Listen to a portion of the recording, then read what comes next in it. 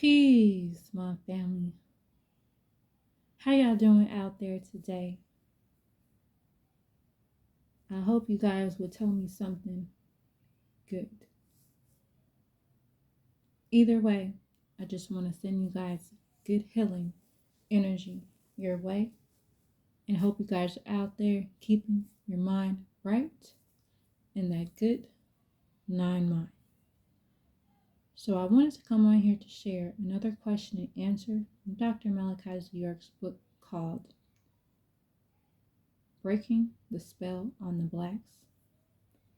And this question is, what is mercy, forgiveness, and justice? Question. And this is Dr. Malachi York's answer. Mercy is delayed of justice until a later time. Then justice will fall upon the individual, the guilty one, himself or herself, or until his or her seed or kind, because each and every one of a kind is one flesh and blood, for they sprang from the same ancestral tree or origin. Forgiveness is temporarily transfersion, removal of guilt from the guilty one to the forgiver. However, forgiveness does not free the guilty from his or her wrongdoing, because according to the laws of nature, the guilty one must account for his or her wrongs personally, or the guilty one's seed or kind must do so. Forgiveness is to take the guilt of someone until upon self. Forgiveness is to take the guilty of someone upon self, and thereby the forgiver becomes an accomplice of the guilty. Therefore, his penalty or punishment is the same as the guilty, but the forgiver's punishment comes before that of the guilty, because the act of the forgiver is a temporary transference of the guilt to himself, meaning that the punishment of the actual guilty one is delayed until later, since the forgiver has taken it upon himself.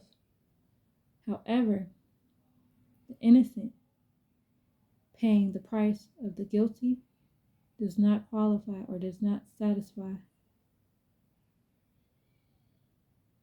the laws of justice, because the innocent did not commit the wrong.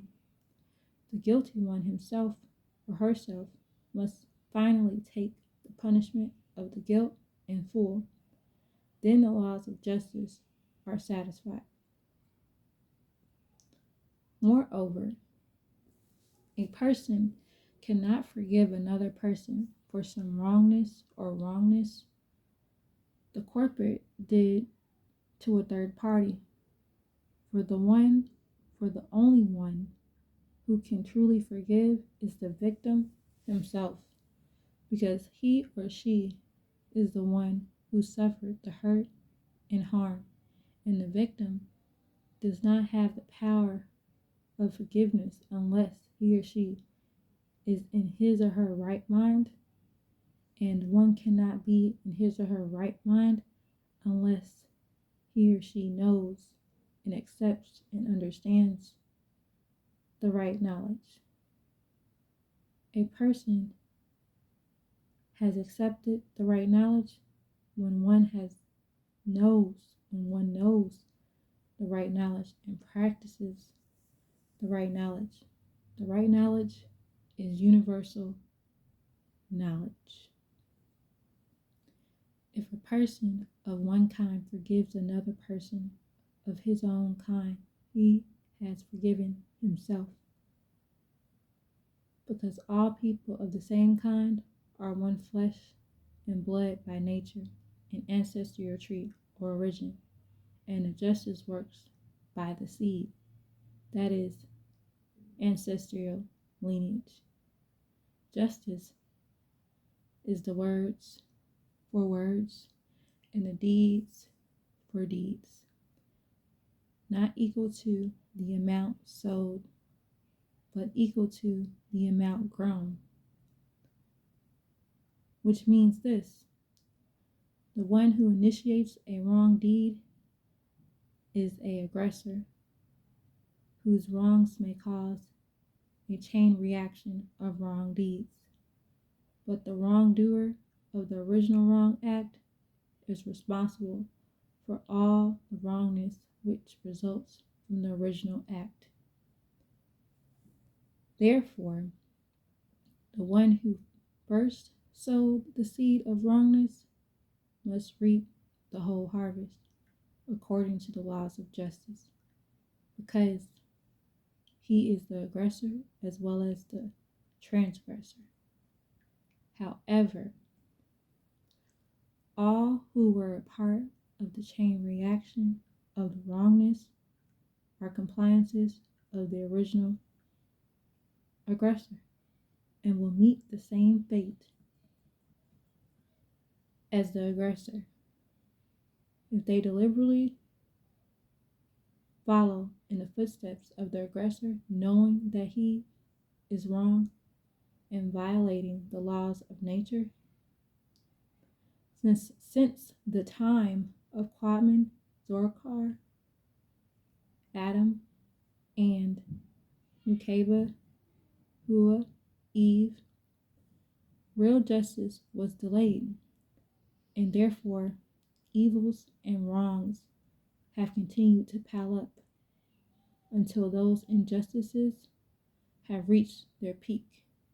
And the peak is supported to and has triggered Armageddon, or the Ha Nigadu, which is going on right now in Camp David, which I said would start back up in the year 2000 AD.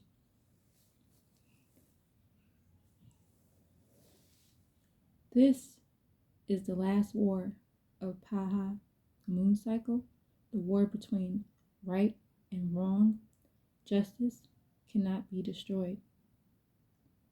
Peace, it was only delayed by mercy and transferred by forgiveness temporarily.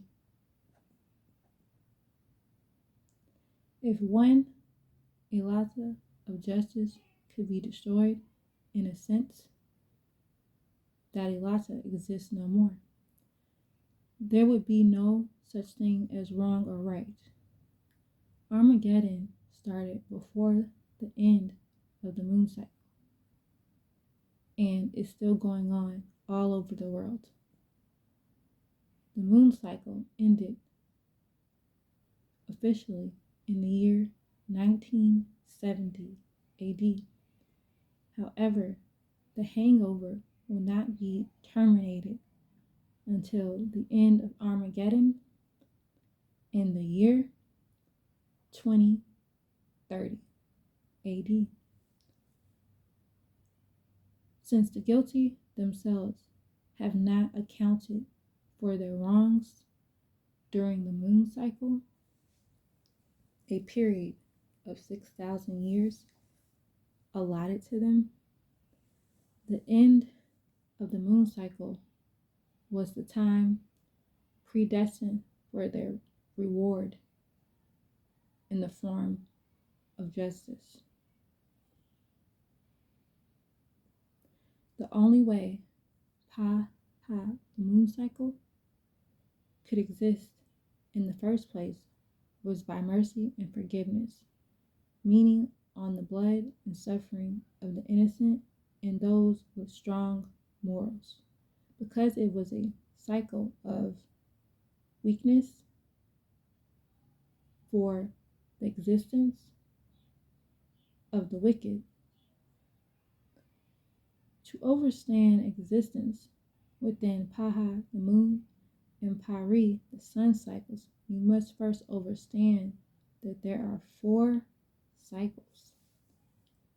As stated before, each is 6,000 years, being 2 moon cycles when Hela, the son of Tarnish, Apapus, and his children dominated, and 2 sun cycles when people of the pure pigmentation or Nubians, blacks, rule and came to your glory.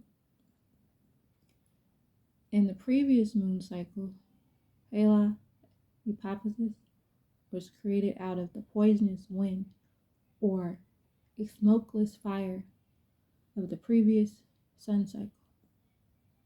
That's in the Quran.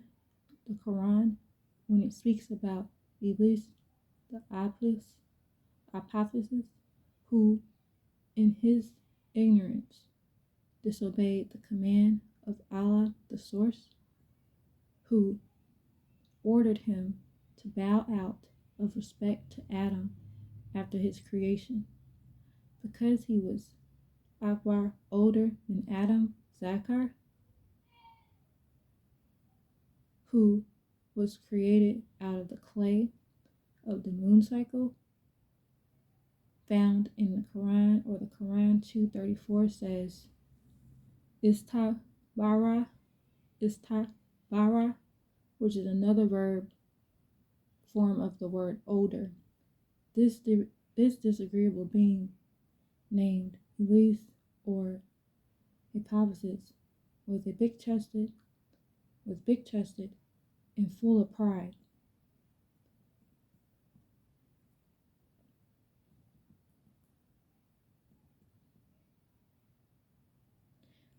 And this is the Quran 234. And when we said,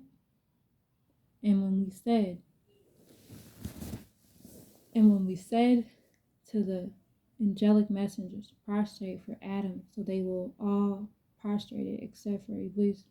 He refused to prostrate, and he was a big-chested, pouting with pride, and he was of those concealed what they know to be the facts.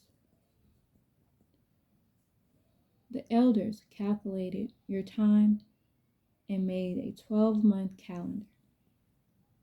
When broken up, is actually 1,000 years individually, and combined, it comes out equally to 24,000 years altogether.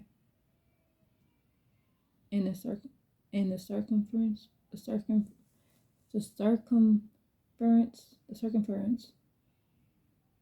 of the planet is 24,896. If you round this number up, you'll get 25,000 years, as in every 24,000 years, a reformer of your story comes. And once the information has reached around the globe and back to America as it has, then a renewal of the right knowledge or information of our story is necessary to set the records straight, as in happening right now, and is happening right now, which has called my presence Aminubi Rakapata as the reformer and renewer of your story. The cycles actually ran into each other, and when the planet Ta, Earth, completes its equinox, passing Jupiter and Titan, that's when everything starts over again. And that's what the replenishing is all about. Everything renews itself.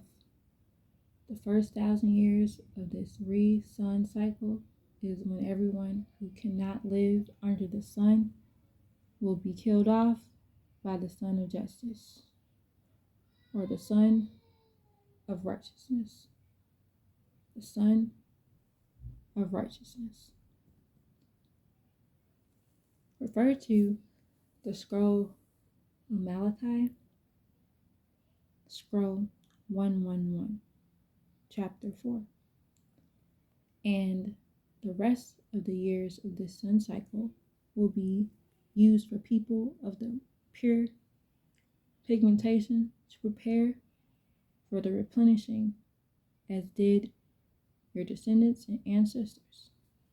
The 9 ether Nubians, who were called Pathites, survived the meteorite showers 14 million years ago, and the ozone layer will be totally destroyed, allowing the gamma rays, the X-rays, the ultraviolet rays to enter the atmosphere to destroy everything on the planet Earth.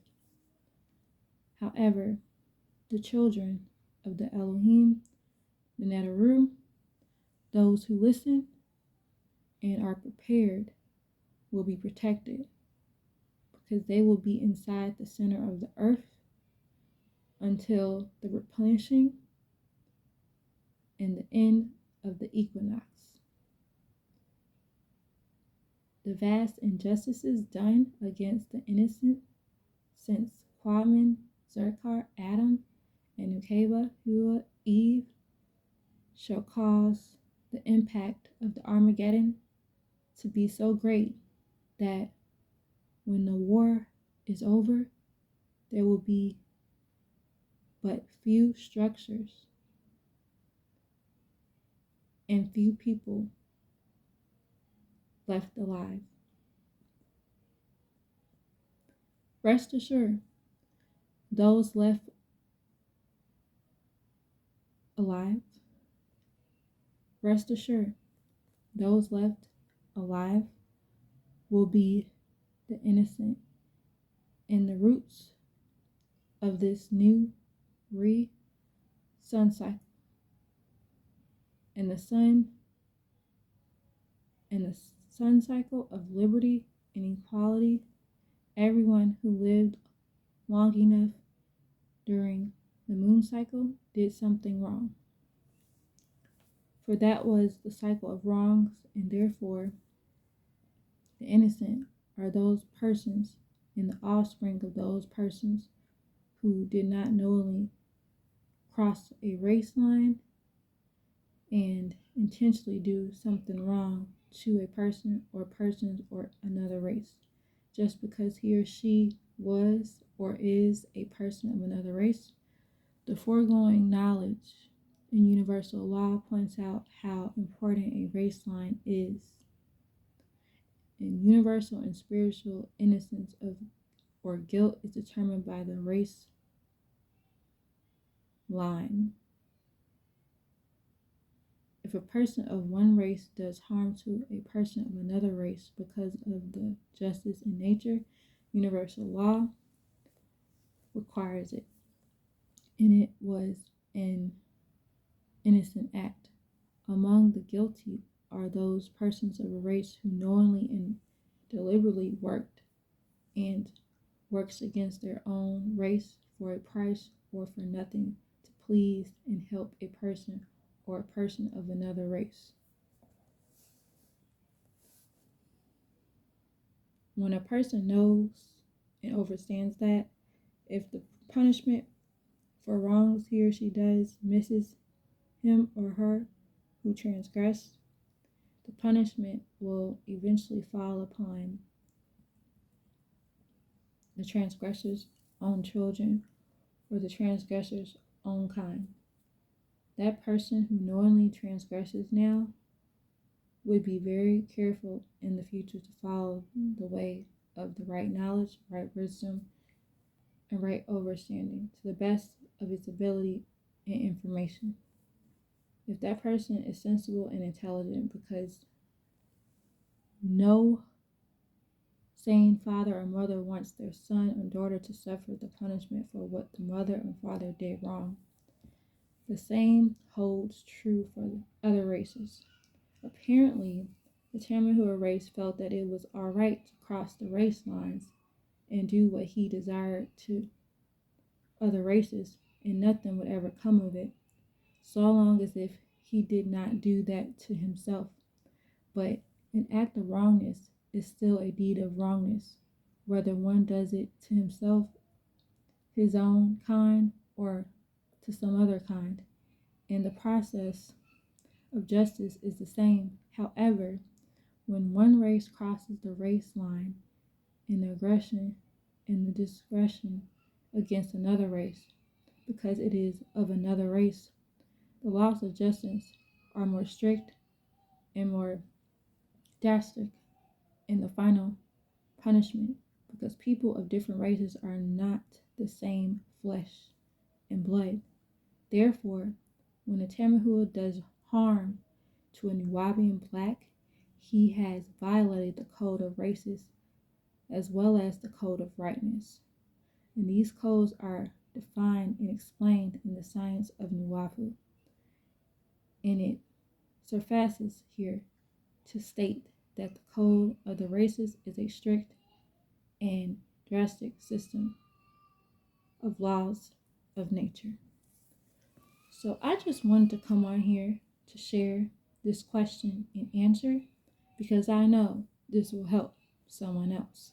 So I just thought that I would share and let y'all know it's all love, family, and peace.